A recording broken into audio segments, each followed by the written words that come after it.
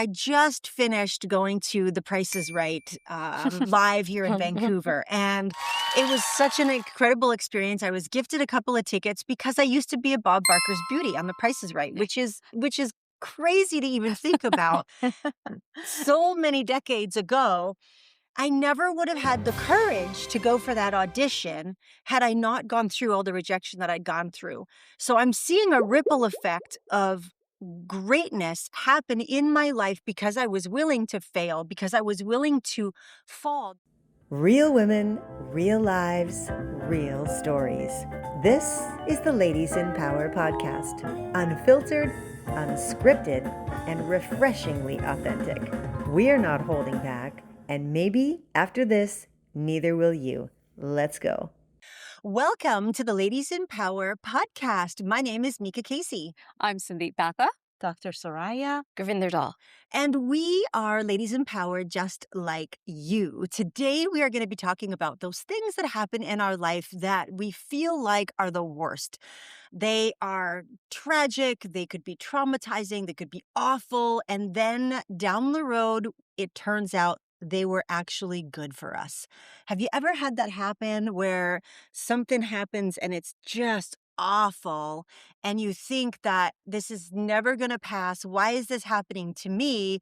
And then down the road, it could be a week, a year, 5 years, 20 years. You're like, now I see why that happened. It really helped me to grow or learn or discern. And that's what we're going to be talking about today. So, what happened in your life? Maybe you haven't even had the discovery yet that happened for you and not to you, as Tony Robbins says. And I'll share that with Tony's teaching after about, 45 years of life on earth, feeling like the victim in a certain scenario.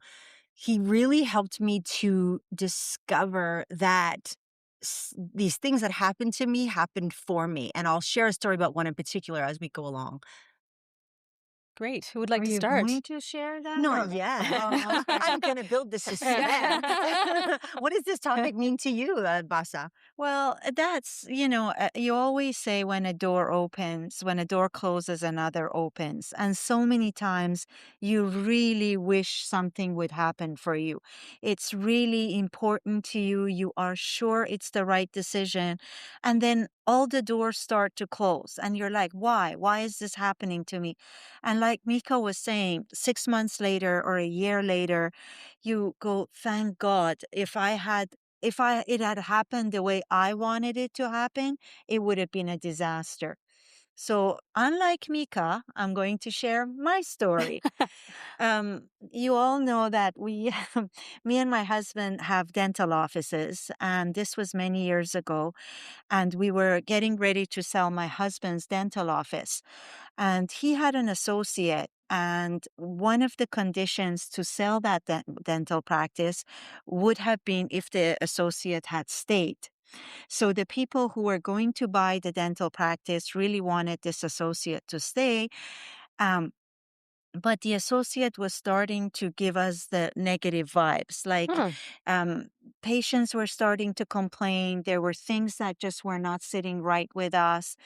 And it was getting close to the closing of this deal.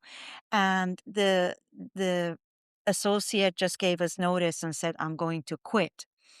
And when I received his letter, I was just like, no, please, please, God, no, not this close to the sale of the office. So we did everything we could to make him stay, gave him a better raise, promised him this and that. And he calmed down for a very short while. And then worse things started to happen. Like one time he pulled one of our receptionists to a corner and accused her of lying, or he would phone patients at home and say, why are you not booking with me versus Dr. Gallo? Like things that were totally off the cuff and like screamed mental illness kind of thing. Well, it happens in our profession. They're under so much stress that you all know dentists have the highest rate of suicide. Anyways, not that story. Short story is he quit. and the deal didn't go through, and we just thought that it was the worst thing that had ever happened to us. Mhm. We were really banking of selling his dental practice and for him to move to mine. And it was like the worst thing that could happen. Why did this happen to us? But 6 months later, we got even a better associate, Mm. a lady that was just amazing. The office actually produced more than it had with the original associate. The people who weren't going to buy the practice came back to the table, and we got more for our practice than we would have had the first associate stayed. But in that 1 year of transition, and when you're actually going through it, like I was praying to every prophet I knew just to make this one person stay. And like I was saying, every door was slamming in our face. So sometimes things feel like they're going against us. It's a negative thing. It's something that but it's God's way of saying, not this one, not now, just be patient and trust. That was my story. So beautiful. That is beautiful. There's Thank you for always a better sharing. plan. Yeah. It's always a better plan. Yeah. How about you, Gurvinder? Yeah, I can think of a number of things, but one of the big things happened a little while after we got married, and it broke me. It broke me, and I pulled myself up, and I learned. I learned that in the future I was going to do so many different things, so that so I learned. I really learned from this failure. What failure was that? I'll talk about it after. Okay, that's crazy. Wow, you guys build suspense. Okay, Ooh. next episode, I'm going to build the exact same. It Not broke me, but I'm not sharing sharing it now. now. Yeah, Wow. because I don't see any glues. So, I mean, did it really break you, or did you feel like you're breaking? And that's another thing about the things that our dialogue, our verbiage, it's like they stabbed me in the back, or Yeah. it killed me, or I'm starving. Yeah. It's like, wait, really? Honestly, is that true? Or is that, that's how it feels? I don't know At if the we've ever moment. experienced starving or stabbed in the Oh. back. I don't have any scars, but anyway, Good it's Yeah. point. fascinating though. Yeah, Yeah. thank you, Gurvinder. I'm eager to hear that suspenseful story. You're welcome. Yeah. Sandeep, what does it mean to you? For me, I'm just going to dive into my story because as what I call now, I heard this term from someone, a recovering perfectionist. Mhm. I think I had some intention in placing myself in the situation I'm going to describe to you, which is that there was an opportunity to become a TED Talk Oh yeah. uh, speaker, Mm. and you had to apply and you had to come up with your topic, and so I grew up I feel like I've talked about this before, the less risky road. I think I played it safe. And in that safety, I didn't have to deal with failure. And Uh-huh. so to overcome that, and the other great intention was for my children to see that our mom's going to go for something. She may get it, but she may not. So, kind of like, let's see what happens. Yeah. And so I shared the whole process with them, and there was an application, and you had to write about yourself. Why was this topic important? What were you going to share with it? What was the message that was meant to come from it? And I really believed in the topic, and I really thought I had a really good chance. And I had actually shared this entire speech at a previous friends conference. Hmm. So I was feeling pretty good about it, and I shared the whole application with my kids who were in high school at the time, young high schoolers, and so very excitedly, I said, I'm going to send this off. Can't wait to hear what happens. And it came back and they said, thank you for your application. And we at this time will not be selecting your topic. And so I shared that with the children, with the kids. Mhm. And they were like, oh my God, like that's so sad. Like, how do you feel about it? And I said, oh, I'm sad. I'm disappointed. I would have really loved to speak about the topic. And I had explained to them in great detail what I wanted to talk about. And so they felt bad for me, but I knew that they were watching me. And I was also going to step into this space that's new for me to not see that as a failure. And so what I took away from it was for kind of what I can recall, one of the first times in my life, put myself raw in the open to be shut down. And I was shut down, but it didn't kill me. No. It didn't break me. And the question that I loved was from one of the kids, and they said, "So, Mama, are you gonna apply again?" Mm. And I said, "Oh, absolutely. I can't wait to apply again next year. I'm definitely going to apply." So I'll share the second part of that story after the cliffhangers that you've all left us with. But it didn't break me, and that was something already to be celebrated. You know, the fact that I was willing to put my name out there and have it considered, but then not be selected. Wow, so what? I grew from just doing that. Just the willingness to put myself out there, I grew from it. I overcame a hurdle that at some point I had placed in front of myself to play safe. So I was very proud of myself for the willingness to take that risk. Nice. Yeah, part two Love coming. it. Part two. I like that. Did she or didn't she apply the Mhm. following year? Back to you, Dr. Soraya. Mhm. Well, I just blurt my stories out. There's no cliffhanger here. I was just thinking about getting into dental school. I didn't get in the first time I applied. After third year, you can apply to dental school, and I didn't get in. And I mean, that didn't stop me. So I applied again after fourth year, and I didn't get in. And I thought, okay, rather than doing nothing for 1 year, I will do my teaching degree. Hmm. Those days, if you had a bachelor's degree, you did 1 year and you got your B.Ed at the same time. So I just switched from science to education, did my 1 year, met the cutest boy. Anyways, that's not the story. So going back to it was a wonderful, wonderful year. Got my B.Ed, and that actually really helped me because later on in dental school, I was asked to teach, and I Hmm. taught for years for third and fourth year students. I think I was at UBC for 15 years teaching on and off. And it was just such a beautiful experience to have those kids kind of look up to you. And I think that teaching degree gave me the confidence to be able to say yes and go ahead and do that.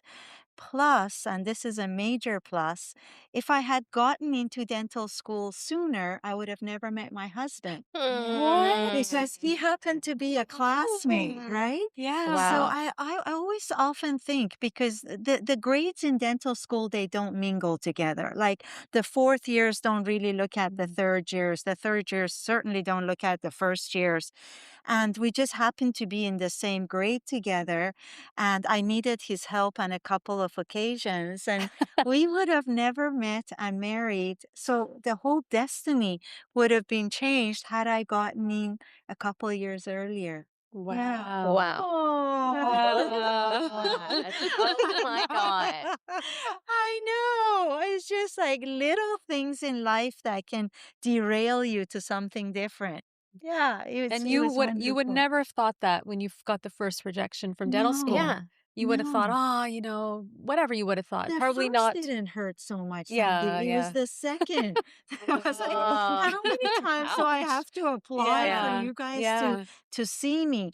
But in retrospect, I am very proud of the education I got at UBC because they weren't just looking for good grades anymore. Mhm. They were looking at how rounded you were Yeah. because you can be the best dentist on earth, but if you can't connect to the patients, well, then you're not the best dentist in the whole world. So their whole educational system eventually changed and they started to look at, other stuff apart, like extracurricular activities and what other things you brought to the table. But yeah, looking back, you're like, wow, I would have never met my husband. So really happy that I did. Yeah. That's Wow. precious. Yeah.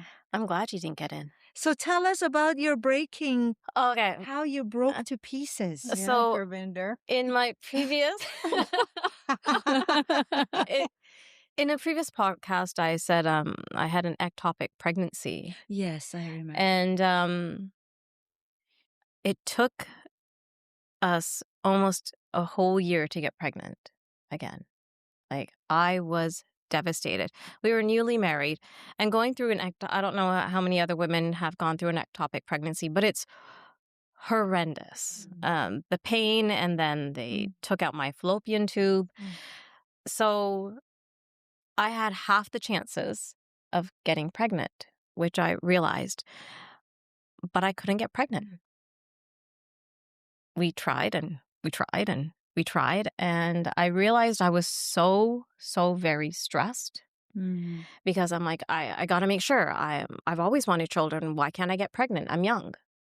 I was only 28. And I couldn't get pregnant. And finally, almost a year later, I got pregnant. But the journey, the thing that I learned, and the part about failure, I thought my body was completely failing me. I'm like, I'm supposed to be able to get pregnant quickly. Little did I know about how our bodies worked, and little did I know that other women had gone through this, either ectopics or miscarriages. So this was all new to me. I've never had a talk with anyone.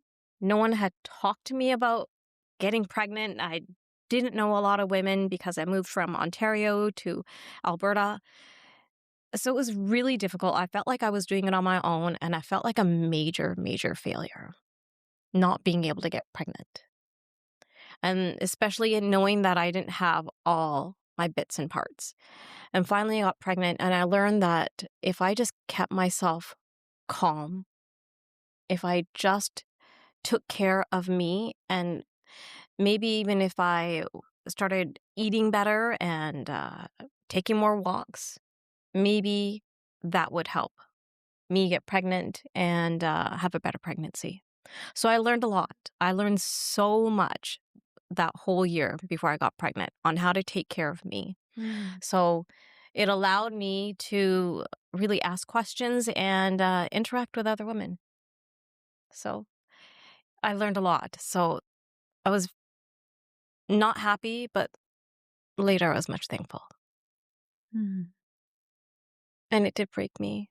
I don't know how much I cried. I can't tell you how much I cried. The ectopic pregnancy broke you, or the fact that you thought you weren't going to have children? It was the ectopic pregnancy almost killed me. Yeah. But and the pain, the pain from the ectopic pregnancy was worse than having contractions. Wow. It was far more worse. I actually thought I was, a number of times I literally thought I was done for with the ectopic pregnancy. And I've gone through 4 emergency C-sections. And so I labored with all 4 of my children. So I know what contractions feel like. And by far, that ectopic pregnancy was one of the worst experiences of my life.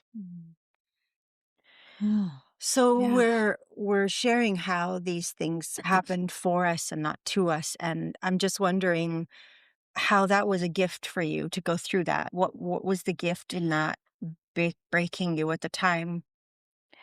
I had never even considered taking care of me. Not once. I didn't see it with any of the women around me. I hadn't even considered it. And one of the things I started learning is you need to take care of you. You're carrying, when I finally got pregnant, I'm like, I'm carrying this precious being within me. And I'm like, I need to take care of me, and I need to take care of her. Or it. Didn't know it was a girl. I needed to take care of it. So I really learned through failing and not knowing that this is something that women do. Women can actually take care of themselves. I learned how to take care of me. That was a starting point of, if I take care of me, I'm taking care of this precious being that's within me. And that's what I learned from not getting pregnant that whole year. It took a while. And I think the process of taking care of me is still ongoing. That's something that we're still learning.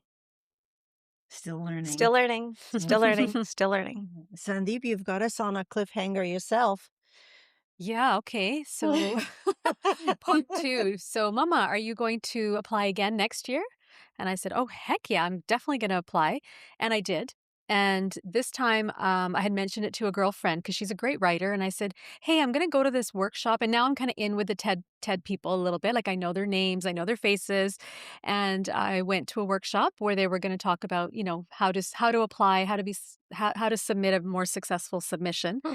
And I invited my girlfriend and I said, "What do you think? Like, let's go check it out." So she's always game for a good time and something to learn. And we went together and we both worked on our topics. I refined mine. I thought it was even better than last year. Oh my gosh, have a really good chance this year. And so we submitted and I got the response. Dun dun dun. Ah. Thank you for your submission. Unfortunately, we are not selecting you this year. But my girlfriend received dun dun dun. Thank you for your submission. We would love to invite you to the next round of applicants, like to come up now in person and share your story in person with us. So she actually got selected. Now you might think, oh my God, like, oh God, that might be horrible. But no, it wasn't. And I'm really proud of myself because in that moment even I was able to say, wow, like maybe I was a channel for her to get to where she needed to. And she's a brilliant speaker. Her talk was excellent. And it was such a privilege and honor for me to be on that journey with her. And for myself, when the kids said, "So did you get it this year?" I'm like, "No, I didn't." "Oh, wow, are you okay?" I'm like, "Yeah, I'm a little sad, but are you going to apply again?" Oh, I go, "Absolutely, absolutely, I will." But, when we reflect on it, perhaps it wasn't my time. And I think I recognize that maybe I have a better story and a bigger story and a more interesting story to tell. So let me live a little bit more of my life and see what ends up coming. And when the time and the occasion is right, I definitely will apply again, or I will find another forum in which to share a story. So that could have been a big failure or could have felt like a big failure, especially for someone who was always safe and wanting to only do things that she knew she could excel in and not receive the kind of turning away or the rejection or the failing or whatever it is. But I realized that wasn't failure. That was one of the biggest achievements actually to go for it and not shy, not be secretive about it. Like I told a bunch of people I applied for TED Talk this year because that was part of my challenge was to let people know it's okay to do things and not be selected. So I really overcame something and Brene Brown has written a book, Daring Greatly, which I'd read maybe around that time. And she talks about how when you get into the ring, you don't worry about the people that are outside that ring. It's only the people that get in the ring with you or have done something about their own life getting in the ring that really you want to listen to, right? So a lot of good things came out of that, I think. I really learned that to live a full life means you continually put yourself out there in those uncomfortable situations, those uncomfortable moments. And failure, I wouldn't even define failure in the same way anymore. Like to me, failure is, I think I've said this in the past podcast, failure to me is not trying. Failure to me is having an idea and not putting it out there for the universe to benefit from. So that has really, I think that experience flipped a switch for me where I realized that any idea I have, if I think it's worthy, my job then is to place it into the universe. And if it's meant to reach someone or not reach someone, that's okay. I don't have to think about that part of it, but just the sharing of the idea. It's in service. And really, it was such a proud moment to be, in the audience listening to my friend give her beautiful, beautiful TED Talk. And so, yeah, that's my one story. We'll see if I can come up with others. What Yeah. was her TED Talk on? Oh God, she has such a brilliant title, but it was about prenups. And she was in big favor of prenups. To prenup or not, I can't remember the title, but I'll find it and add it in the bottom of our comment section. That's beautiful. Yeah. Like listening to you, just something really important popped into my head, and that was reframing, right?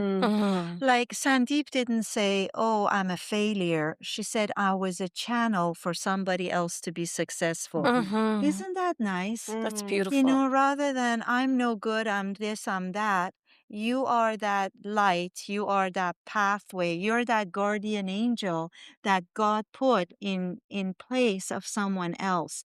And what a wonderful way to look at yourself and honor yourself for that rather than label yourself negatively. And one of the things I admire about you is how you've never, ever been jealous of anyone, Sandeep. I've never heard you say anything negative about anybody that you know. It's a gift. My sister has that gift. My daughter has that gift. It's a gift some people have to always look at other people and celebrate their celebration at the same time. Yep. So I just thought kudos to you, not only for trying, but for that huge understanding or celebrating of yourself and calling yourself exactly that vehicle that got your friend to where she needed to be. I thought that was amazing. Thank you for saying that. And I Oh, loved the growth. Yeah. I loved the growth that came from that when, especially the part where you mentioned you told all these different friends, Hmm. and that really places you out there. Yeah. You really put a spotlight on yourself.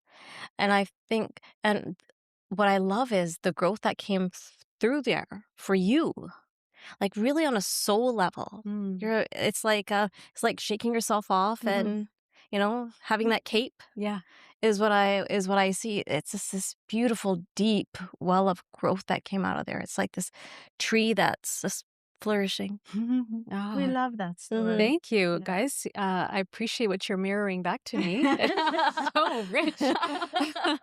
And, obviously my friend of her own merit, was selected and I didn't have anything to do with her selection and why she got selected, but it was really just a beautiful thought that, yeah, it was such a fun thing to do together. And it was her time. Mm. And it was her time. But Sandeep, it's no different than like walking with a girlfriend to Yeah. a party and they end up meeting the man of their life. Right. Right? They Yeah. wouldn't want to go to that party. You were the girl who got dressed up.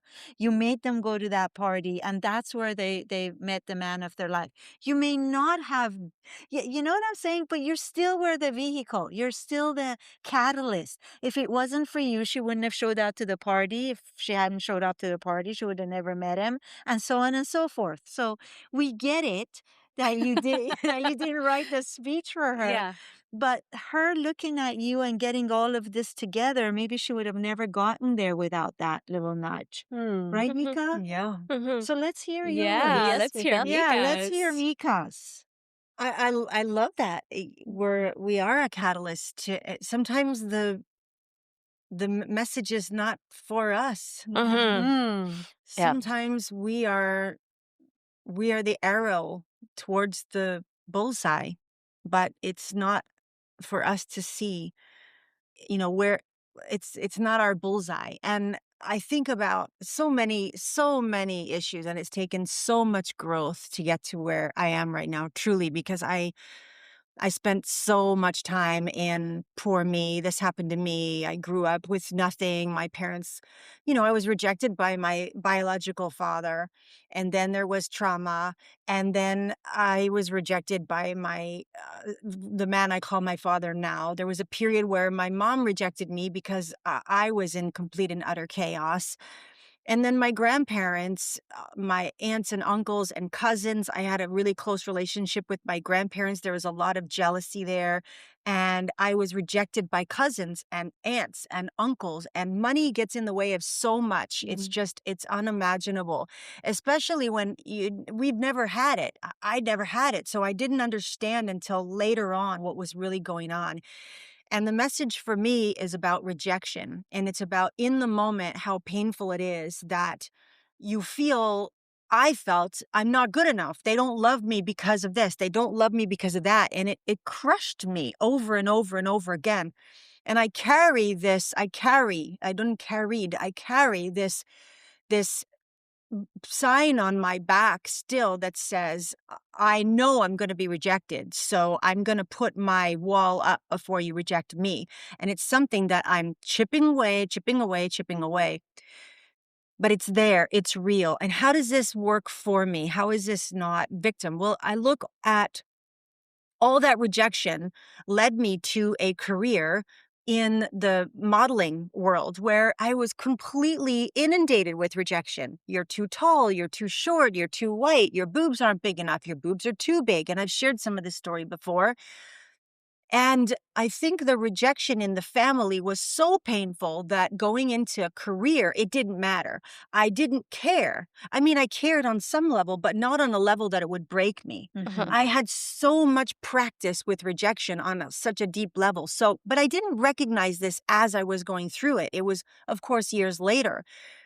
That rejection got me. I just finished going to The Price is Right live here in Vancouver, and it was such an incredible experience. I was gifted a couple of tickets because I used to be a Bob Barker's beauty on The Price is Right, which is crazy to even think about.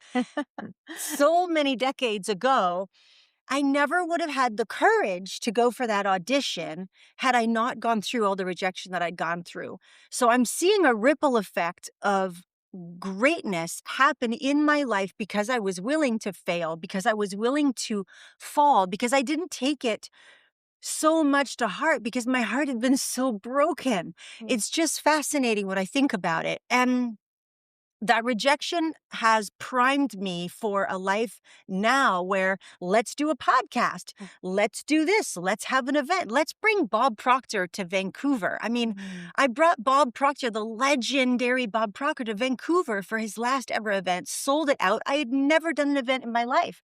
Why was I able to do that? Because I had been through so much rejection in the past that it didn't scare me that that wouldn't work. And so we tend to stack things that we are no good at and use that stacking to hold us back from something. My invitation to you, which has led my life for the last few decades, is stack those things as gifts, stack those things as strengths, stack those things as I have, I am, I did, I overcame. Those stackings are going to be what help you lift up and take off. It's like if you stack poop on poop, it's going to smush, okay? And it's going to smush, and what happens when it smushes, it's going to start to stink again.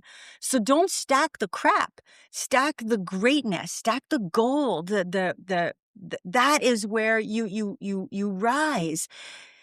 And I think that it took time for me to be able to look back at all those failures because, again, in the moment, it wasn't obvious to me that all these failures were happening for me. It was pity party after pity party. And a part of me would take the stack of something and use it as leverage to believe, okay, I can get here. I can get here. So The Price is Right, for example, I'm sitting on a plane. And this guy, and I'm 21 years old, and I'm on my way because I was Century International for a large agency across America, and I was the spokesmodel, and I did shows all over North America. And this guy taps me on the shoulder, and he's like, "You look like one of those girls from the show. They're casting for a new girl."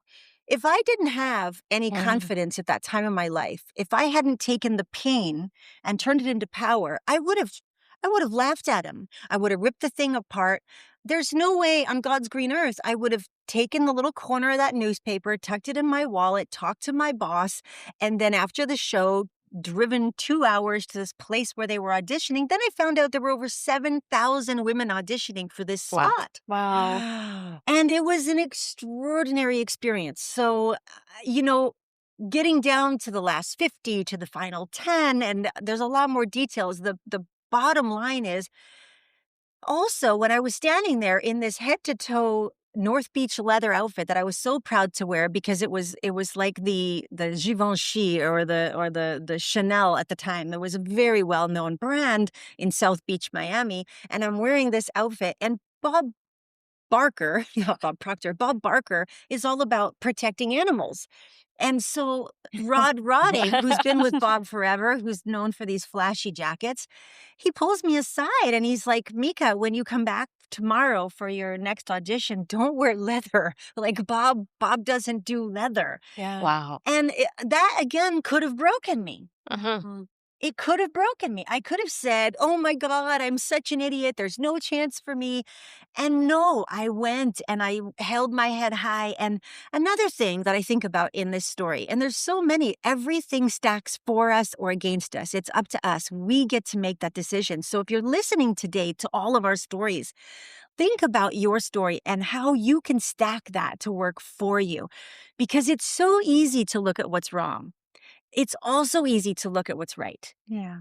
And when I just think about that story that led to the Budweiser girl, that led to this, that led to that led to all these things, and there was so much pain in that industry. There was so much abuse in that industry. There was so much naivete on my part, but I wasn't a victim either. If I look at myself as a victim in that industry and men did these things and this might be controversial. You might listen to this and think that I'm a total cracker. But for me, if I learned that if I did this, this would happen, and I made the decision to do this knowing that this might happen, that is totally my responsibility. Even if it's unethical, even if it's crass, even if it's perverse, whatever it is. And again, I'm not saying if you're a child and you're a victim of some atrocious victim where you have absolutely no control. I'm talking to the woman out there that has let a situation or a story ruin them for their entire lives because XYZ happened to me. If we're willing to look at how this happened for me, because I look at those experiences and it taught me how to smell bullshit a mile away, how to size somebody up ethically, morally, with values, how to look for the light, how to stand in my power, how to own my strength, how to recognize that I am the God's highest form of creation and that I can be, do, have anything I want. But if I hadn't gone through that pain, if I hadn't gone through those challenges, I wouldn't have that confidence now, that courage now. I earned it. But it took a moment to recognize that I wasn't the victim. And it's a 2 millimeter shift. But if we look at all the areas in our life where we think I'm a victim here, he did that to me. This happened to me. I got fired. I lost my house. I lost my husband. I lost my this. She did that to me. You're putting all the control out there. Mm. When we take it back and we own it and we say, no, I do not give you control. It was my decision. I made that decision, and it was a poor decision, and there were consequences. I made that decision. How powerful is that? I made the decision to quit school not once but twice. I blamed my horrific teachers. And now I look back and I think those teachers created me.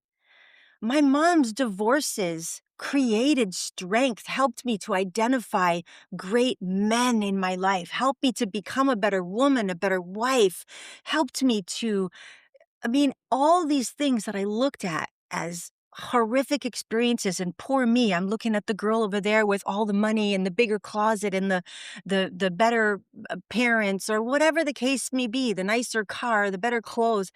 And then I look at the woman I became to wear these clothes, the woman I became to buy my own house, the woman I became to eat craft dinner and pee in a bucket while we renovated something that we couldn't afford because we didn't have any help. All those things strengthened this woman that sits here right now. And that's what I mean by things happening for us and not to us. But it's our decision to look at how that happened. Breast implants that almost killed me, not being able to carry a child to give the love of my life a baby. There's so many things, getting rejected, after 5 callbacks on a big American soap opera. What would my life have been like had I gotten that role? Huh. What happened if my record was huge? I never would have met my Prince Charming. There's so much, but we must be willing to look at those as gifts and not failures. Oof. Let's take a minute. That's Yeah. powerful. Yes. Thank you. Thank you. I Thank you. was Thank on you. a That is, feel, yeah. emotional run. Felt Yeah, it. 100%. Whew. Wow, I Mhm. had to take a breath. I think Yeah. I actually stopped breathing there for a couple. Yeah, perception, right? Perception of how you look at your life. Is it half empty? Is it half full? Are those lessons for us or against us? Good for you, Meeka. Yeah. Yeah. That is incredible. Very inspiring. Incredible. And then the part that I grasp from that also, Meeka, is what if God, the universe, whoever we believe in, thinks that we're ready for the next part of our life? What if he thinks that if we go through this, Absolutely. what if he thinks that we need to pull more weeds? Mm-hmm. What if God is like, Meeka, there's more for you. There's so many wonderful plans I have for you, and you, Sandeep, and you, Mahsa, and me. And he's like, there's a bunch more weeds you gotta pull. Why don't you pull them? And I'm just gonna step aside and let you find all of them and pull them out. And are you still going to remember me? Are you still going to be kind to others? Even though there are a lot of weeds and there's a lot of mud and the weeds keep coming. But one day, like you said, one day those weeds have been pulled. And he's like, here's the new path for you. What if the universe is always doing that for us? And a lot of us have looked at it and said, thank you. Thank you for the failures. Absolutely. Thank you for the lessons. Thank you for the trials. Because this is what my life is like now. And I welcome all of them. I welcome all the weeds. What if we all did that? What if we all welcomed the weeds? Though. It's hard. It is. Gurvinder. When you're going through something, it's hard. It is hard. I know So Sandeep hard. has You told me. sponsored your own So challenge, by the hard. way. So I mean, your hard. last share. Sorry to cut you off. Your last share about your husband's practice. It just I saw Yeah. light bulbs. Yeah, so- but guys, when you're actually going through it, I mean, you're asking God to pull weeds. I'm like, you do it bloody well yourself. When you put the weeds there, you start pulling. I Put some flowers in there, damn it. I mean, it's very hard. We're just talking about things but just as you're going through it, It's hard. It's really hard. Yeah, it's hard. All those breathings, all those waking up at 4 a.m, going, this didn't happen. How do we pay our mortgage? How do we pay the, $1 million we own the bank? How do we do this? And then it's easy to afterwards say yes. So I guess the whole point is Wheels are spinning. Wheels are spinning. as you're going through it, maybe be patient with yourself and God and all of his weeds. Yeah. Okay, God. And focus on what you want, because we do have control. We can say, God, thank you for the weeds. I've had enough weeds. I'm ready for flowers. We can make that distinction and that 100%. declaration. If we think that we need more weeds to arrive or to become, then God's going to give us more weeds because we are that powerful. Yes, we so are. we must also be aware of that. But God might be saying, you want a bouquet, but I've got a bouquet, a massive bouquet. Just hang in there, Just hang girlfriend. in there. It's true. I loved what you shared about stacking, stacking your Yes, experiences, yes. stacking the moments where you've overcome something. Yeah. And it had me thinking back to my childhood. And before I go there, recently my husband put me on to a teacher of Kabbalah. His name is David Guillaume, Oh, yeah. Ghiam. And I listen only to his podcast, but I know he has great master classes and series and that all on the internet. But a lot of what he talks about is about our soul and our soul correction, and that we come here with something that we wanted to overcome in this lifetime journey. So when I think about that, as a child, I can recall really outwardly, being so outgoing. And I remember I must have copied my parents, and there was some other kids my age that came to our home. And I remember introducing them like adults would. I said, Mahsa, this is so-and-so, and this so-and-so, this is so-and-so. And I must have been about 5 or 6. And I just thought that was what that's what we're supposed to do, because I had witnessed adults, my parents doing that. And I remember there was a group of adults and they just started laughing. I mean, they were probably just going, "Oh my God, that's so cute." Yeah. But for me, it landed as, "Oh my gosh, why are they?" And you just think, and you just all of a sudden you just Oh, don't know what's going on. yeah. But I was meant to have that experience. So this is what I realized. And over the years, I remember I was in a special math program at high school for strong students. And our teacher he was tough. And I remember, like, I would just sit in class and just brace myself, please don't pick on me, please don't pick on me. Because when he picked on you, he was brutal.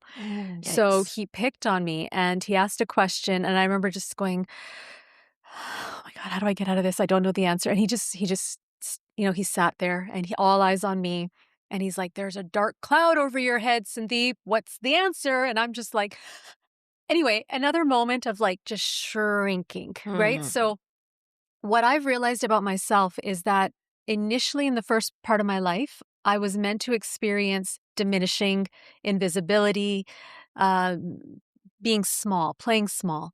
And what I've started to realize is my soul's correction, as per David Guillaume's teachings, is to overcome this need to be hidden and invisible.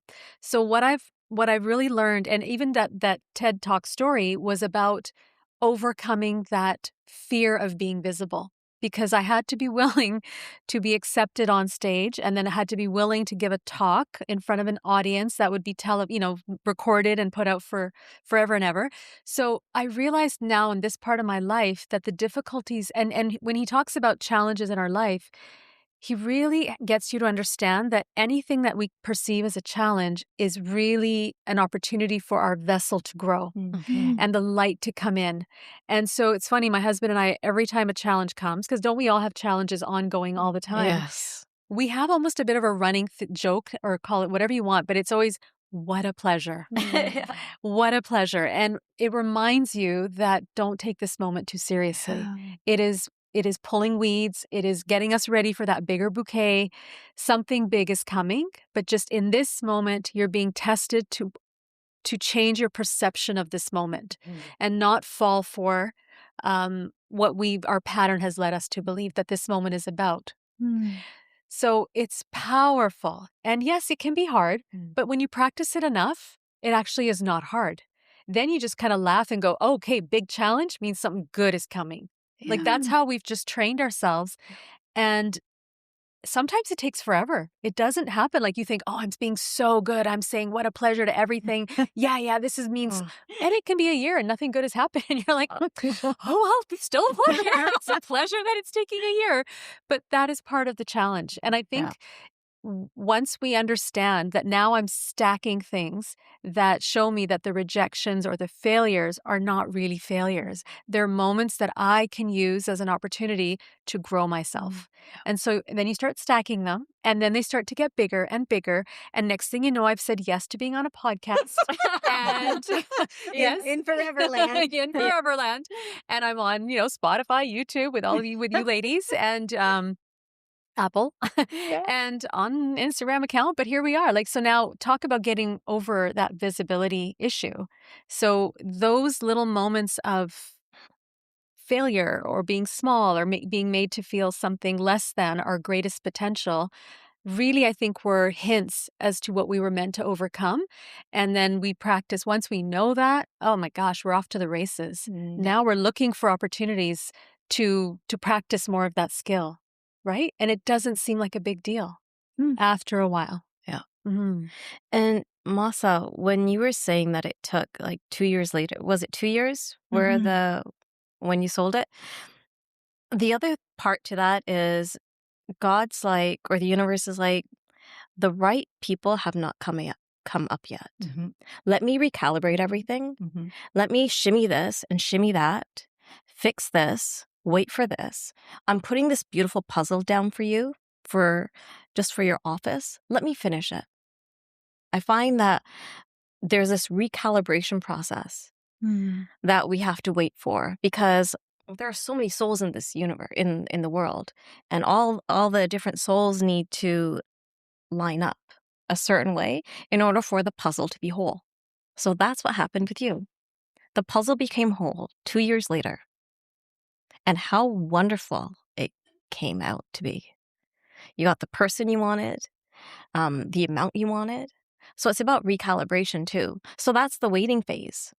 That is the waiting phase where the universe is just recalibrating, saying, oh, I need this one person to do this thing, Yeah. you know? And then, wow, the bouquet. And it's bigger, it's better, it's bolder, and it smells awesome. Yeah, no kidding. Thank you, Yeah. goodness. Yeah. That really was. Yeah. Closing thoughts for you, or? Well, the word failure carries weight of Ooh. I think the word failure, we might have been I've been trained to think of it as a negative weight. Mm. And what I will say in my closing thoughts are that I've reframed that. Failure is not something to be avoided. It's not something to think negatively.